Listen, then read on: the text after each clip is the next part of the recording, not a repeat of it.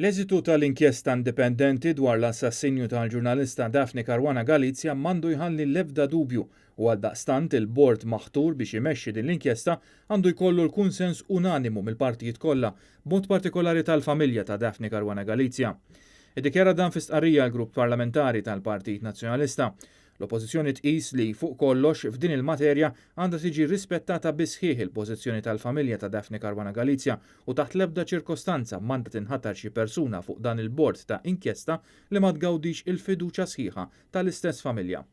Waqt laqgħa li saret l-4 filgħaxija, l-Grupp Parlamentari qabel b'mod unanimu li l-bord jitmexxa mill-imħallef Emeritus Michael Mallia, iżda indipendentement mill-ħiliet professjonali u l-integrità tagħhom ma tistax taqbel mal-ħatra tal-Professur Ian Refalo u tat-tabib Anthony Abela Medici bħala membri għal diversi raġunijiet.